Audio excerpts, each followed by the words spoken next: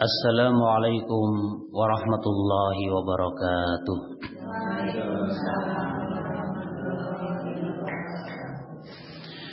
Innal hamdalillah nahmaduhu wa nasta'inuhu wa nastaghfiruh wa na'udzu billahi min shururi anfusina wa min sayyiati a'malina. Man yahdihillahu fala mudilla lah wa man yudlil fala hadiya lah wa ashhadu an la ilaha illallah wahdahu la syarika lah wa ashhadu anna Muhammadan abduhu wa rasuluh. Ya ayyuhalladzina amanu taqullaha haqqa tuqatih ولا تموتن إلا وأنتم مسلمون. يا أيها الناس اتقوا ربكم الذي خلقكم من نفس واحدة وخلق منها زوجها وبث منهما رجالا كثيرا ونساء واتقوا الله الذي تساءلون به والأرحام إن الله كان عليكم رقيبا. يا أيها الذين آمنوا اتقوا الله وقولوا قولا سديدا يصلح لكم أعمالكم ويغفر لكم ذنوبكم ومن يطع الله ورسوله فقد فاز فوزا عظيما. أما بعد فإن أصدق الحديث كتاب الله وخير الهدي هدي محمد صلى الله عليه وسلم وشر الأمور محدثاتها وكل محدثة بدعة وكل بدعة ضلالة وكل ضلالة في النار. Ma'asyiral muslimin wal muslimat, jamaah pengajian sore menjelang berbuka yang kami hormati rahimani wa rahimakumullah. Alhamdulillahi rabbil alamin. Yang pertama kita bersyukur kepada Allah Subhanahu wa taala yang telah memberikan nikmat-nikmat yang begitu banyak, nikmat yang apabila kita mencoba untuk menghitung satu persatu dipastikan tidak bisa, dipastikan tidak mungkin mampu untuk menghitungnya karena saking banyaknya. Sehingga Allah Ta'ala pun menyebutkan wa in ta'uddu ni'matallahi la tuhsuha. Dan jika kalian menghitung nikmat-nikmat Allah, kalian tidak mampu untuk menghitungnya. Karena begitu banyak nikmat yang Allah berikan kepada kita. Dan nikmat yang ada tersebut, Allah Subhanahu wa ta'ala tidak memerintahkan kepada kita untuk membayar.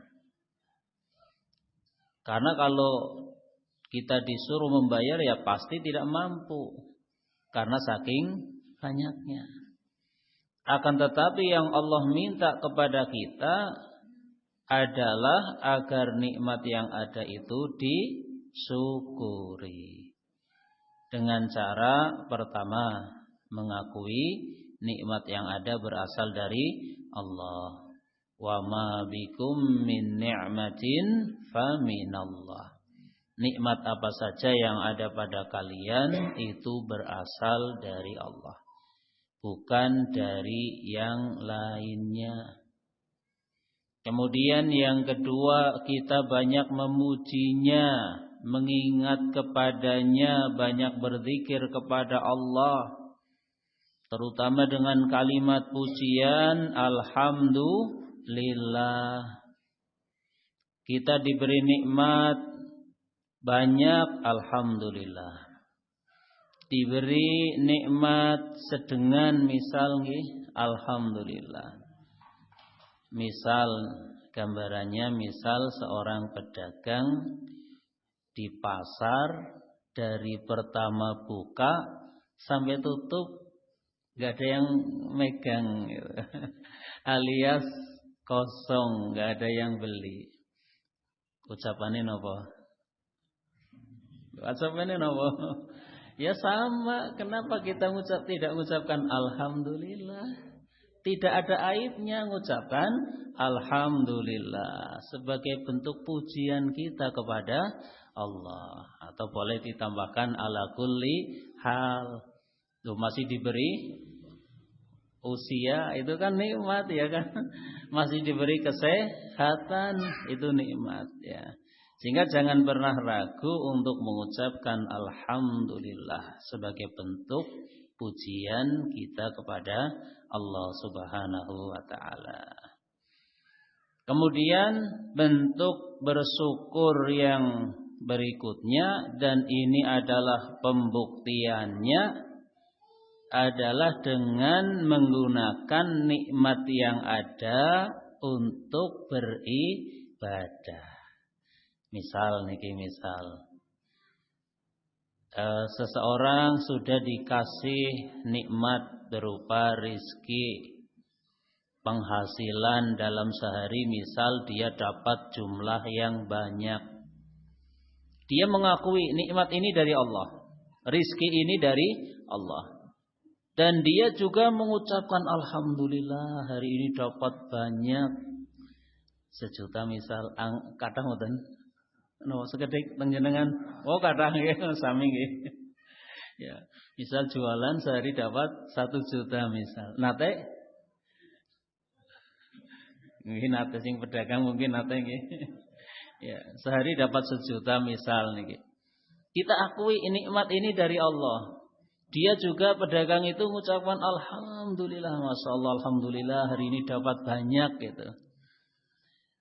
Tapi dia ketika ada azan dikumandangkan, atau dia termasuk orang yang tidak mau menunaikan sholat, kira-kira sudah bisa nggak dikatakan dia orang yang bersyukur? Pripun Pak? Sudah atau belum? Loh, sudah mengucapkan alhamdulillah. Ya.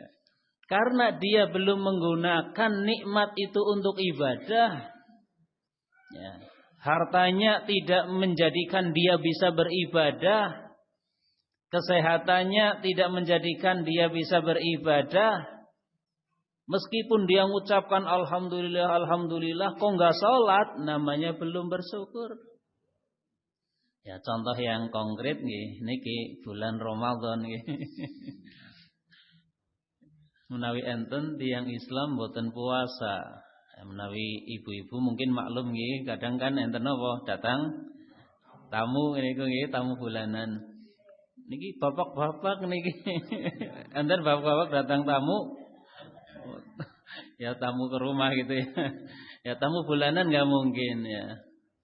Ya, siang-siang wah enak banget itu ya, masyaallah, masuk ke warung dengan nyantainya. Meskipun misalnya ya dia mengakui ini harta ini dari Allah, ya dia mengucapkan alhamdulillah saya punya uang banyak. Tapi Ramadan siang-siang masuk warung, ya warung apapun, ya. Maka namanya dia belum bersyukur, belum atau tidak bersyukur? Nah, belum bersyukur atau tidak bersyukur?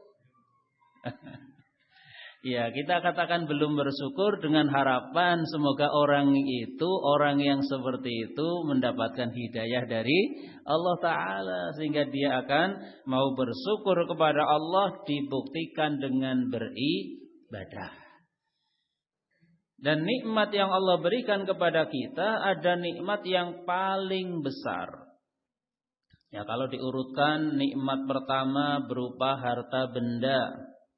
Harta benda ini terasa tidak begitu nikmat kalau tidak ditambah nikmat sehat.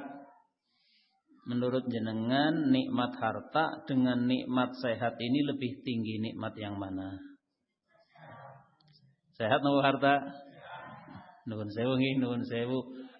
Mending artone kathah tapi meriang, nopo artone sedengan tapi sehat? Ya, masih tinggi nikmat sehat. Ya. Sehingga misalnya semua makanan ada tapi dia sedang sakit, yang tadinya rasanya lezat berubah jadi pahit. Apel niku rasanya nopo? Manis nggih, tapi tiang meriang pripun? Pahit niku. Seakan-akan sudah enggak terasa lagi nikmatnya. Maka bersyukur sekali kita kalau kita diberi kecukupan rizki, ditambah ya rizki berupa harta benda, ditambah rizki berupa kesehatan. Harta benda, kemudian kesehatan ini akan terasa tidak bermanfaat apabila tidak dikasih nikmat yang paling besar, yaitu nikmat iman dan Islam, nikmat hidayah. Sehingga nikmat yang paling tinggi adalah nikmat hidayah. Karena apa artinya hartanya banyak, tubuhnya sehat, kalau tidak dapat hidayah? Wal'iyadzubillah. Orang-orang kafir, orang-orang yang agamanya bukan Islam, dia hartanya banyak, mungkin sehat-sehat orangnya, tapi harta yang banyak dan kesehatan yang dia miliki nanti akan menjadikan penyesalan bagi dia. Di akhirat dia akan begitu merasa menyesal, oh ternyata hartanya nggak bisa nolong. Dunia mungkin bisa, dunia. Ya, kadang dunia itu, ya kadang ya, ada orang yang harus masuk menjadi tidak masuk karena dia menggunakan hartanya, kan gitu nggih? Harusnya masuk napa? Masuk bui nggih. Karena dia punya harta udahlah nebus saja, enggak jadi masuk. Ini dunia. Kalau akhirat saged mboten? Enggak mungkin ya. Ya Allah, ini saya punya uang emas sebesar gunung. Saya jangan masuk neraka ini, saya bayar dengan emas. Udah enggak berlaku lagi di sana. Ya. Jangankan emas sebesar gunung, dunia seisinya seandainya itu wujudnya emas semua, gitu ya. Enggak berlaku di akhirat ya. Sehingga Masya Allah ini merupakan nikmat yang besar ketika kita diberi hidayah. Ya, hidayah Islam, dan lebih dari itu adalah hidayah ada kesadaran bagi kita untuk mau belajar Islam. Nuwun sewu nggih, kadang enten tiyang Islam tapi mboten purun ngaji. Nah, niki sangat disayangkan. Padahal ngaji atau mencari ilmu sebenarnya itu sunnah napa wajib? Bedanya sunnah dan wajib napa? Kalau wajib harus, kalau enggak berdosa. Kalau sunnah dikerjakan berpahala. Kalau enggak, ya enggak berdosa, sunnah. Dan menuntut ilmu, belajar agama itu hukumnya wajib bagi setiap orang, bukan bagi sekelompok orang, bukan. Setiap orang dia harus ngaji. Di mana Nabi kita mengingatkan, thalabul ilmi fardhatun ala kulli muslim. Menuntut ilmu itu wajib bagi setiap orang Islam. Ya. Sehingga diusahakan seorang muslim itu minimal dalam sepekan itu dia hadir di pengajian. Sepekan minimal ya sekali gitu. Jangan sampai sudah sepekan nggak ngaji, tambah lagi 2 pekan nggak ngaji, sebulan nggak ngaji, setahun nggak ngaji, 10 tahun nggak ngaji. Maka akan semakin jauh. Tidak ada semangat untuk mengamalkan. Kenapa banyak orang tidak sholat? Permasalahannya karena sebabnya apa? Nuhun sewu nggih enten mboten tiyang Islam mboten salat, enten mboten? Kathah? Niku sebabnya napa niku? Kalau kita cermati sebabnya apa? Ya betul, malas. Itu diantaranya ya. Sebabnya enggak ada gairah, tidak ada kesemangatan untuk sholat. Pertanyaan berikutnya, kenapa menjadi tidak semangat sholat? Nah, itu yang perlu dicari. Karena apa? Karena dia tidak tergerak, tidak belajar tentang sholat, tidak belajar bagaimana keutamaan sholat, apa dosanya, apa sanksinya kalau enggak sholat, dan juga apalagi mempelajari tata cara sholat. Sehingga tidak ada semangat, tidak ada kerentek dari hati. Seakan-akan sholat itu cukuplah setahun 2 kali. Aduh. Sebagai tanda Islam sholatnya setahun 2 kali. Padahal tanda Islam sehari itu berapa kali? Minimal 5 kali, yaitu sholat wajibnya. Syukur-syukur ditambah sholat-sholat sunnah. Ya, ini permasalahannya karena banyak kaum muslimin belum mendapatkan hidayah, sebuah kesadaran pentingnya ngaji. Ketika di hati kita ada kesadaran tentang pentingnya ngaji, ini merupakan satu hidayah yang harus disyukuri dan dijaga. Bagaimana cara menjaganya?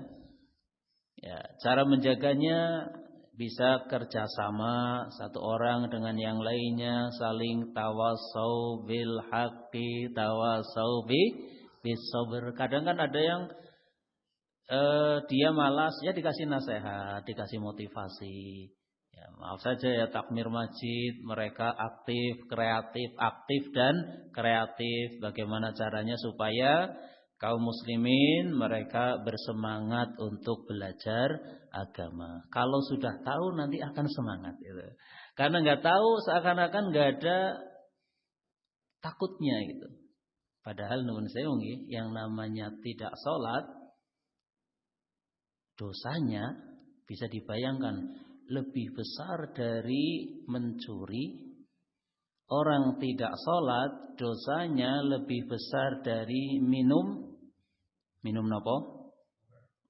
Minum khamar laras. Orang tidak sholat dosanya lebih besar dari membunuh. Ngeri ngoten? Membunuh dosa besar, sangat besar.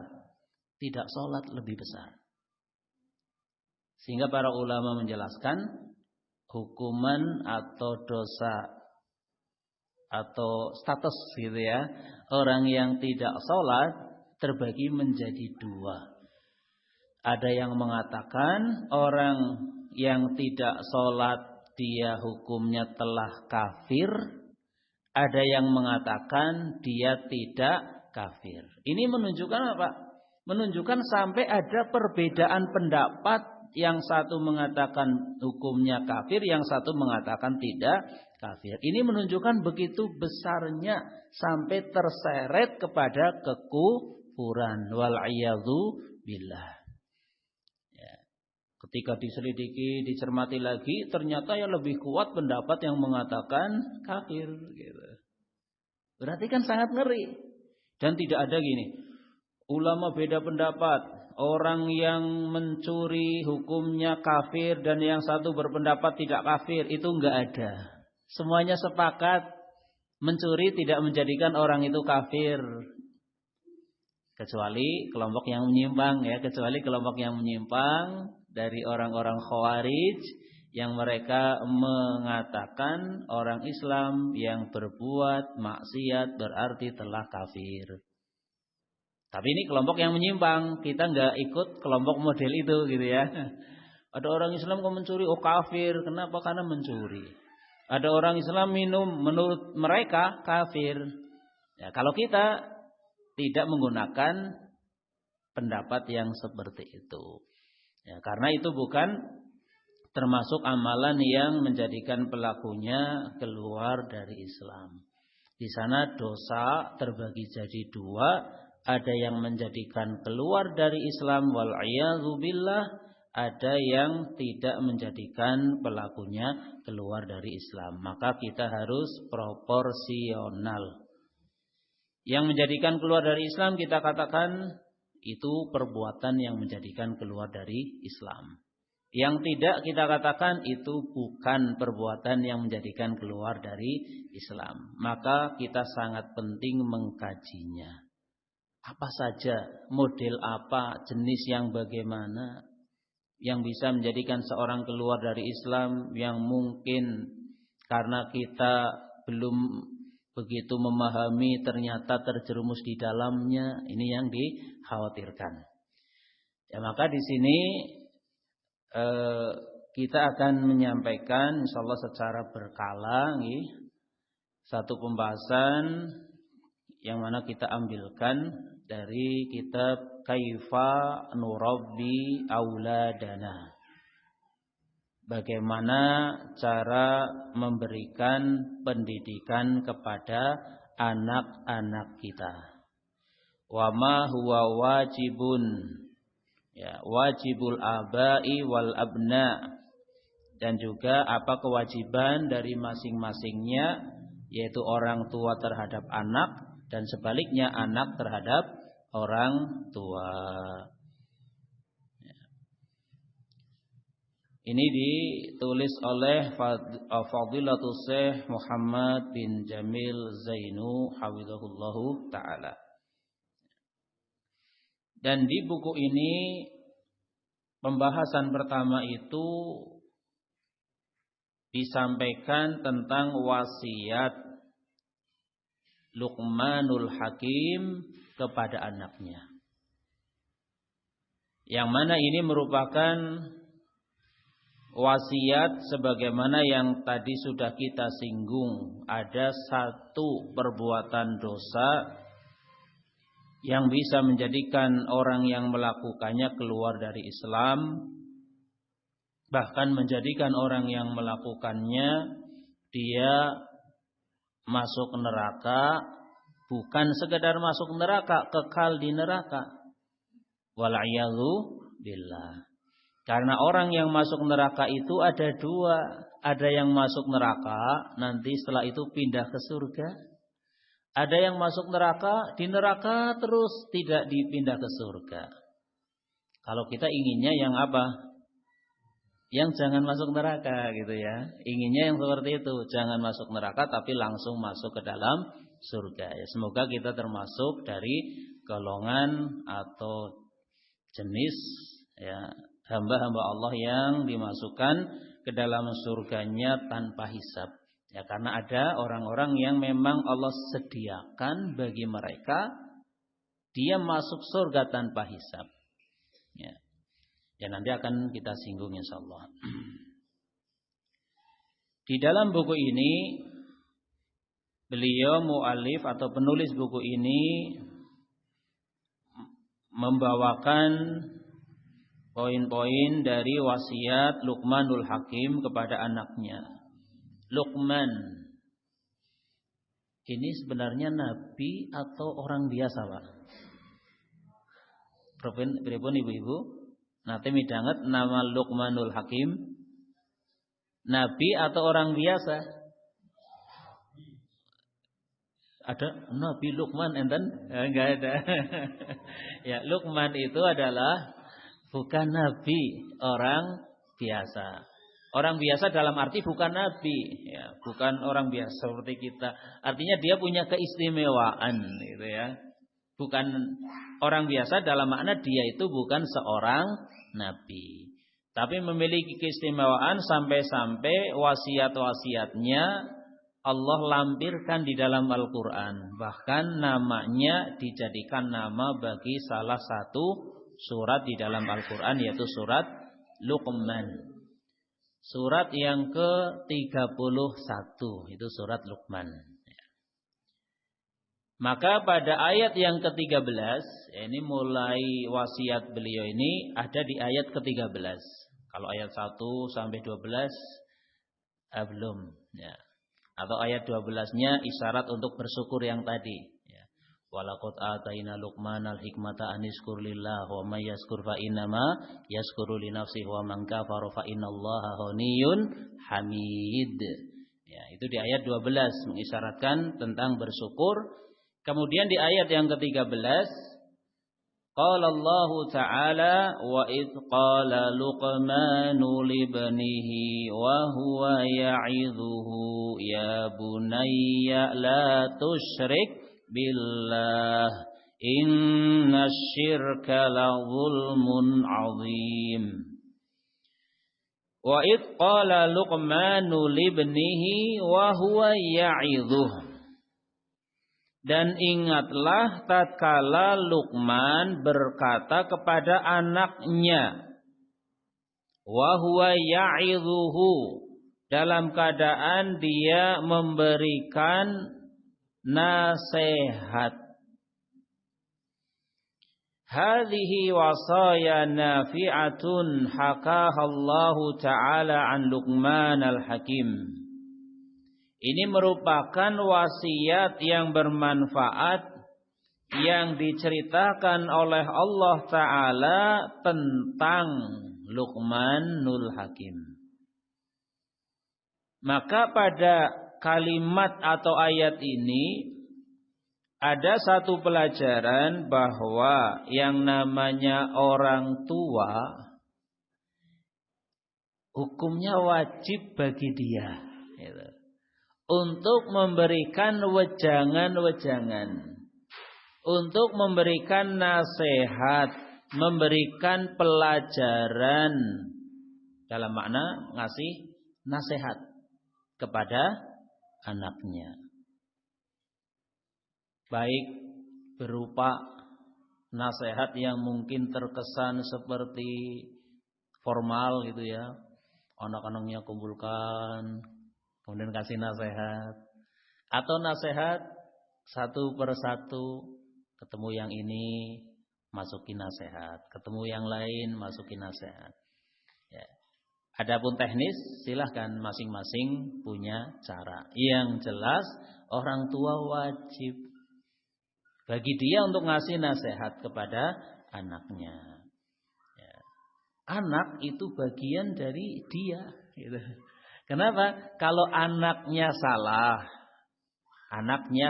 misal anaknya berjudi, ingkang dosa sinten niki? Tiang sepah nopo anakipun? Ya. Yang berdosa kalau ada anak berjudi, ternyata orang tuanya cuek, nggak pernah ngasih nasihat baik secara langsung atau tidak langsung, itu dengan cara antara bentuk ngasih nasihat secara tidak langsung, yaitu tempatkan anak di sekolah-sekolah agama, gitu kan? Berarti kan gurunya ngasih nasihat ini juga dari usaha orang tua. Dan yang terbagus adalah ngasih nasihat tidak langsung ya iya, ditempatkan di sekolah agama, langsungnya juga iya. Kembali kepada contoh yang tadi. Apabila ada anak berbuat dosa, contohnya tadi judi. Siapa yang berdosa?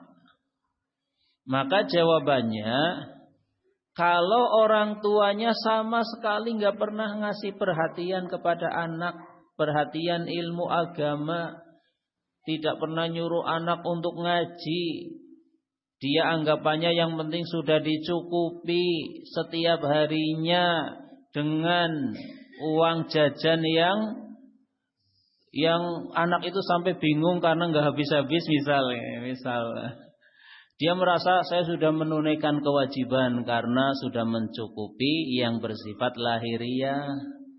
Tapi dia tidak memberikan perhatian dan tidak memberikan nasihat kepada anak, sehingga anaknya menjadi tidak tahu mana yang baik yang buruk, tidak tersentuh hatinya untuk melaksanakan ketaatan dan meninggalkan larangan.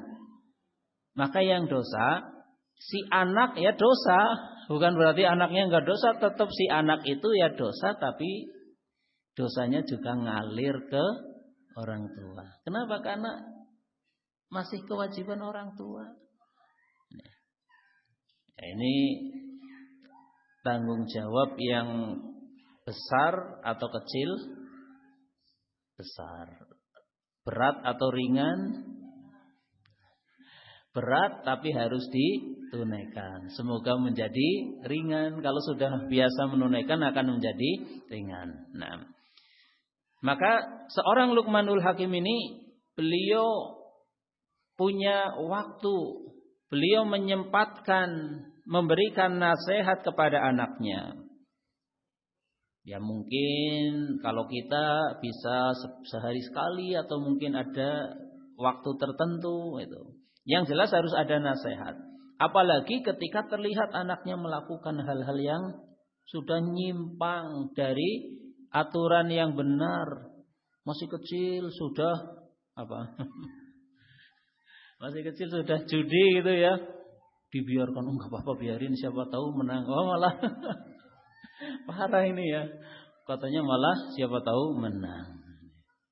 Masih kecil sudah minum, dibiarkan.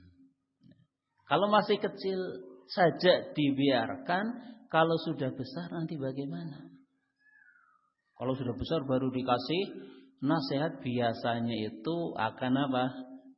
Melawan gitu. Ya, maka ini satu pelajaran bagi kita.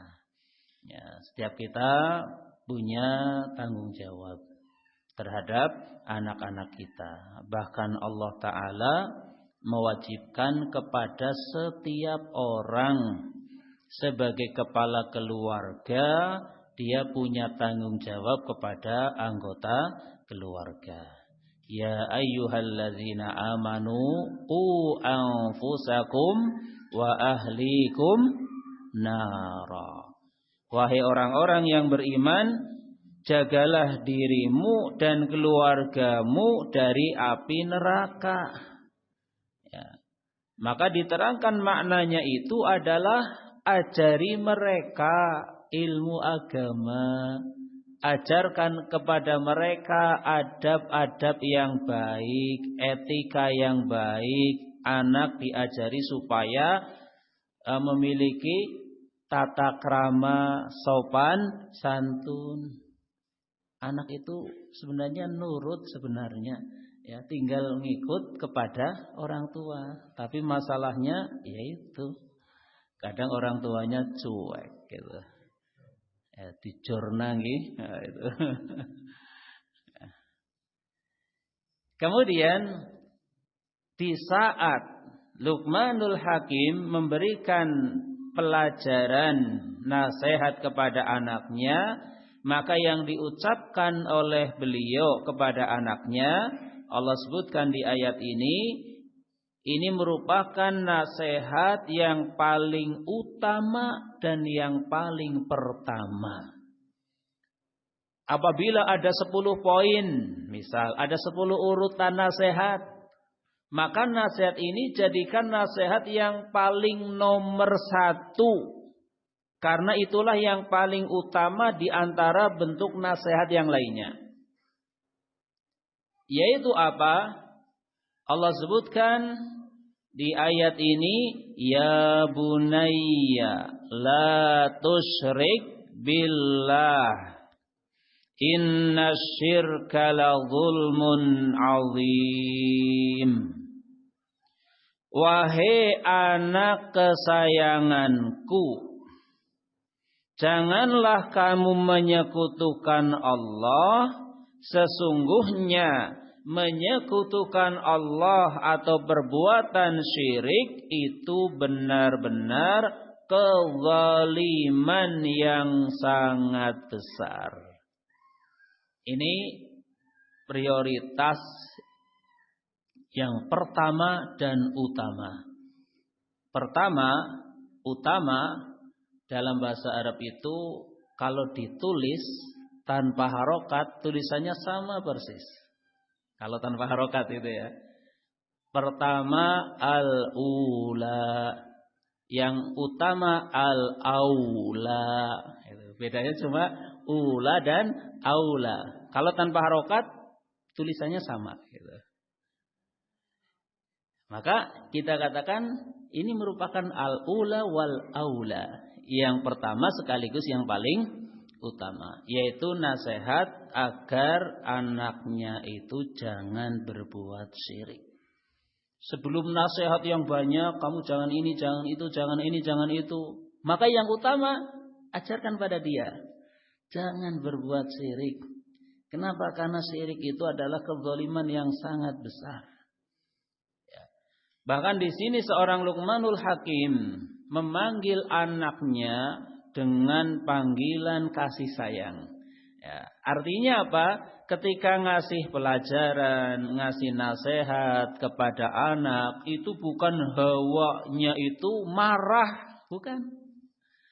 Bawaannya itu inginnya emosi, bukan. Bahkan beliau dengan panggilan kasih sayang.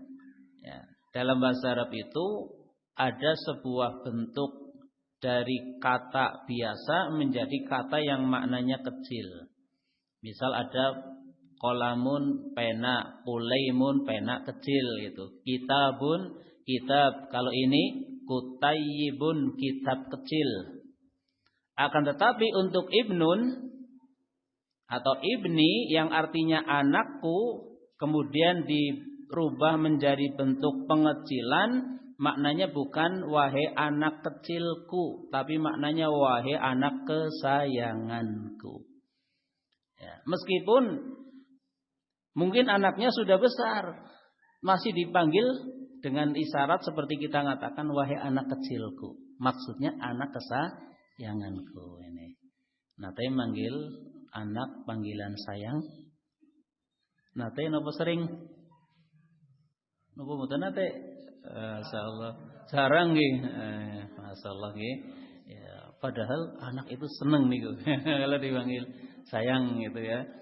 Ini biasanya kalau kita bicara biasanya itu karena biasanya. Maksudnya biasanya itu karena kebiasaan. Kalau dari kecil, masih kecil saja nggak pernah dipanggil sayang, masih kecil, apalagi sudah besar gitu ya. Kalau dari kecil, dari usia 0, 1 tahun, 2 tahun sudah dipanggil sayang, 5 tahun sayang, kemudian 7 tahun masih sayang, 10 tahun SMP masih dipanggil sayang, SMA masih dipanggil sayang. Ininya ini apa namanya, lisannya itu enggak kaku karena sudah kebiasaan dari kecil gitu kan. Ya. Bahkan sudah sama-sama tua, ya maksudnya tuanya tetap beda. Artinya sama-sama dia sudah punya pasangan masih dipanggil sayang. Dan ini sangat bagus ya. Orang tua manggil anak meskipun enggak berdosa ya, manggil nama yang enggak berdosa. Orang tua kan enggak ada dosanya manggil nama, beda kalau anak bapaknya manggil nama pripun? Sembrono nggih. Kalau orang tua kepada anak ya enggak masalah, meskipun anaknya seorang ustadz gitu ya, enggak dipanggil ustadz siapa, enggak pakai ustadz ya enggak masalah, anaknya sendiri. Anaknya seorang jenderal enggak dipanggil dengan panggilan titel ya enggak masalah kepada anaknya itu kan. Tidak berdosa, tapi di sini ada isyarat panggilan dengan panggilan sayang itu akan memberikan pengaruh. Beda kalau mau ngasih nasi udah marah-marah, kan sudah dia ngeblok dulu, mentalnya itu sudah ada tabir. Tapi kalau sudah di depannya dipanggil wahai anak yang aku sayangi, misal gitu ya. Dia akan mulai mendengarkan itu, pasang telinga. Ini ada apa ini? Mau dikasih uang mungkin ya kan gitu. Ya kadang kan seperti itu. Ya, ternyata yang dinasehatkan oleh beliau adalah jangan berbuat syirik. Ini menunjukkan yaitu ihdari syirka fi ibadatillah. Nasihatnya itu adalah hati-hatilah melakukan perbuatan syirik di dalam peribadahan kepada Allah. Kadu'ail amwati awil ghaibin. Contoh perbuatan syirik adalah berdoa kepada orang yang sudah meninggal dunia atau orang-orang yang gaib yang tidak hadir. Orang yang sudah meninggal dunia itu kita diperintahkan untuk mendoakan atau berdoa kepadanya. Yang diperintahkan apa? Kita kepada mereka apa? Mendoakan. Kita mendoakan mereka. Apalagi orang tua yang sudah meninggal dunia.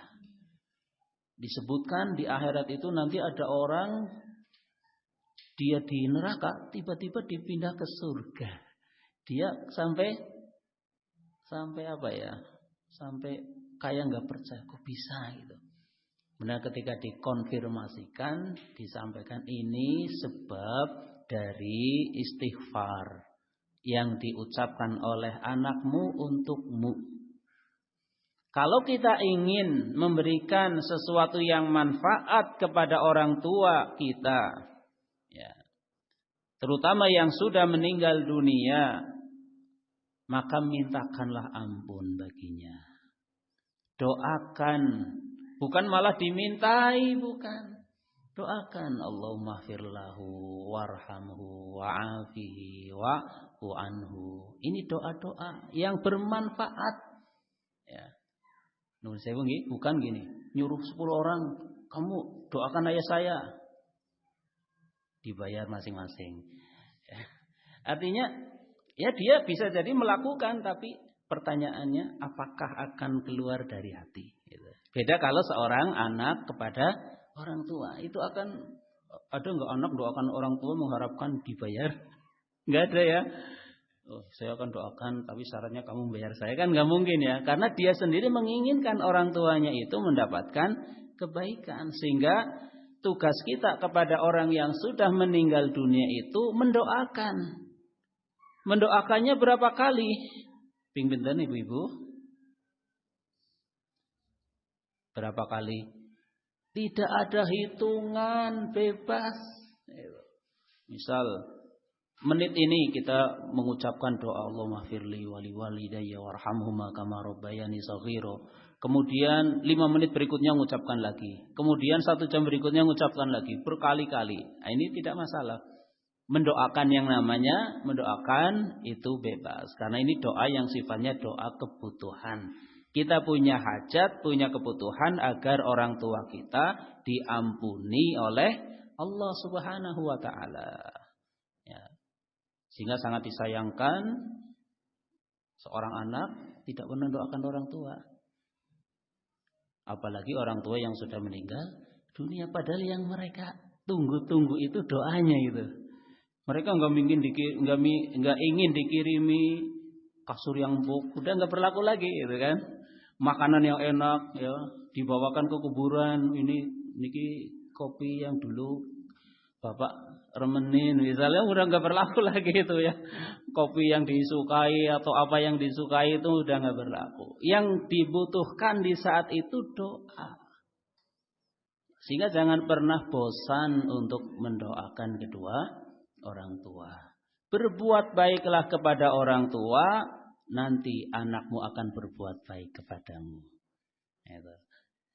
Dan ini sudah menjadi sunatullah ya. Karena tugas kita adalah melakukan yang bisa kita lakukan adalah berbuat baik kepada orang tua. Dengan harapan, ini harapan kita, anak-anak kita akan berbakti kepada kita. Ya, kembali ke sini,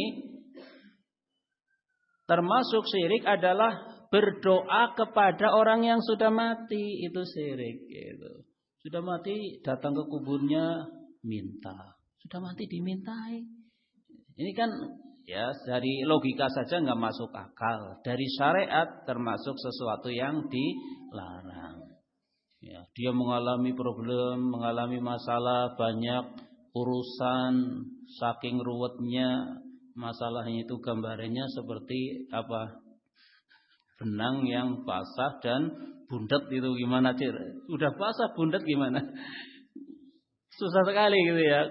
Saking rumitnya masalahnya. Datang ke kuburan orang yang kuburan orang sudah meninggal ya. Di sana minta, tolong ini mudahkan, bantu saya. Ini syirik. Jangankan kepada orang biasa, kepada Nabi saja misalnya ada orang datang ke makam Nabi dengan perkataan seperti itu, ini syirik. Nabi melarang hal yang seperti itu.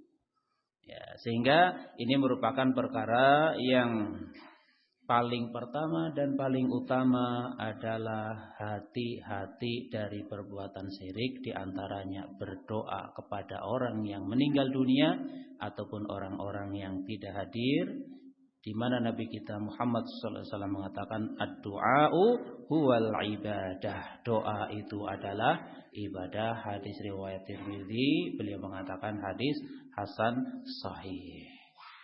Ya, itulah wasiat yang pertama, dan ternyata wasiat yang pertama masih cukup panjang rinciannya. Insyaallah nanti kita lanjutkan pertemuan berikutnya. Ya, jadi kita lanjutkan nanti ketemu subuh ya pakai ini lagi, ketemu sore pakai ini lagi, seperti itu insyaallah.